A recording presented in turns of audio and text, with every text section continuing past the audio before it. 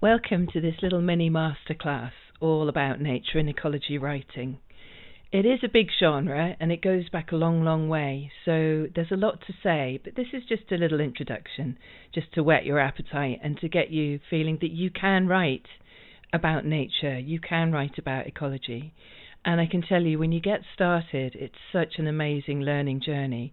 You start to delve into there's just so much. There's the 5 kingdoms, there's tiny observations you can make, there's poetry, there's, a more scientific approach, there's writing campaigns to protect your natural patches around you. It's just such a big thing. But for now, it's just a little introduction, and I'm going to talk you through a few simple exercises to help get you started. So, this is a nature and ecology writer who I really like, John Stemple Lewis, and his book Running Hare. He writes a list of what's in his cornfield. So you can see here: scarlet pimpernel, forget-me-not, speedwell, thistle, hairy bittercress, wild pansy, hedge bindweed, shepherd's purse, wintercress, groundsel, sun spurge, docks, good king Henry, wild oats. And even just reading that list, just the list of the items in his field, it's literally so evocative, and it's like a poem. And as he said, there was a whole world in my field. So, exercise number 1, can you make a list of what exists within a tiny patch of ground near where you live? And as the Welsh naturalist and writer William Condrey called it, your military square, your square mile. Can you do that? Just a list, simple list, that's all you need to do. If you can't get outdoors, look out the window. Or if you even if you can only get outdoors a little way, just try and, you could get a pair of binoculars actually, couldn't you? Anyway, give it a go, and you'll be surprised what happens just with a list. So, these are the words of John Muir, who was a farmer, and he was a settler in the States, but born in Dunbar, Scotland. He was from an evangelical background, and I think once he got to the States and everything was so huge, nature became his chapel, as it were, and he was obsessed with nature and going outside.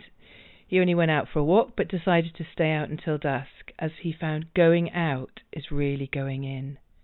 And they are such impactful words. Going outside is really going in. It's getting in touch with something bigger than ourselves, but also within ourselves. We are part of nature. We forget that. We're in our little, glass and steel and brick boxes working away, and we forget we are part of nature. And you just have to get outside in it. If you can't get outside, try and get your imagination outside. Here's another little exercise, 2 to 5 minutes. Literally, don't stress yourself out with these. It's just having a bit of a doodle. So find 5 items from your recorded list and just get a bit more detail written out about those 5 things. And, so you could write about a flower. You could think, does it have a shadow? Just the detail of where the bird's sitting on the branch. Is it on the outside branch or the inside? Which way do the clouds move? So just a small sentence which adds detail to each of the 5 items. So then the third part of this exercise is all about listening. And what I've actually just put the words down below of Annie Dillard, another American nature and ecology writer. And she says, at a certain point, you say to the woods, to the sea, to the mountains, to the world, now I am ready. Now I will stop and be wholly attentive. You empty yourself and wait, listening. I just love that. It's so inspiring. Makes me want to just go out and stand out in the rain now and just listen. You empty yourself out and you just become your ears. So go outside or open that window and then just take a minute to listen and record the 5 things you can hear. Then you can add to the 5 things that you can hear how they interact with the landscape or perhaps the other details that you've written about. So 3 simple exercises just to get you started. So in videos to come, there is so much to explore. There is so much incredible writing out there, and there are so many incredible competitions for nature writers. But I think some of the really important things I'd like to touch on in future videos are just about how we can look at the little kingdoms on our very own doorsteps. so more about observation. I'd like to look at the different techniques for observing, and that can be coming from a bit more of an ecology point of view. And we're going to think about the 5 kingdoms of nature, and they include fungi, gloriously. So also obviously on everyone's agenda and everyone's imagination is the cataclysmic changes that the planet's going through, and so that it can involve a lot of helplessness. And I like the thing that nature writers often these days come from a point of view of using the pen to create change, and also, to express that deep grief of the elimination of so many species, the destruction of so many landscapes and ecosystems, the way the humans have treated the planet and where it's left us and the planet. It's just, there is so much grief out there, but we have to balance it with the joy, and we have to bring in that joy, and observation helps us remember all those joyful things in nature, and that can bring hope, not in a sort of naive way, but in a way that actually gives us fuel to imagine a better future and to grasp for that and to create towards that. So I think, and that leads us on to another video which will all about how you can research a nature-based project. It might be a local thing, or it might be a really big thing. Maybe you'll write letters, maybe you'll write a vlog, maybe you're just going to create a poster or an infographic for your local area. There are so many ways to do this. Write a letter to your newspaper, magazines. There's just so much you can do.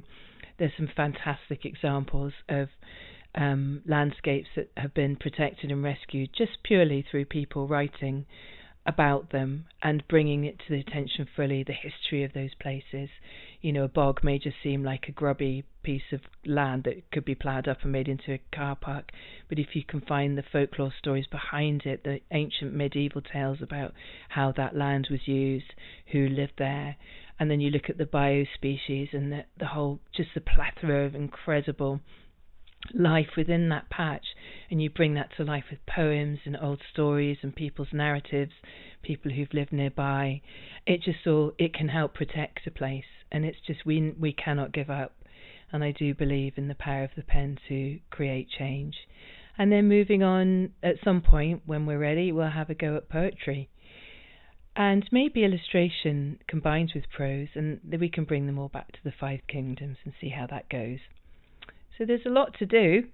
So this is just a little bit of a beginning, and I think to get yourself started, I'd really recommend that you go to a bookshop or a library and have a look at some nature writing in those. I don't know if there's always going to be a dedicated nature writing section, but have a little look around and see what's out there.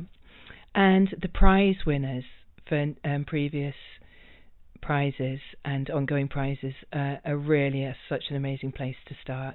The Wainwright prize is a really good one, and then the Nan Shepherd prize has a lot of amazing resources as well. I'll put the links below at some point so you can click on them and have a look further. So I really hope you've enjoyed this video. I hope you enjoyed those warm-up exercises, and look forward to you watching more of my videos. Thank you from P. Green Words.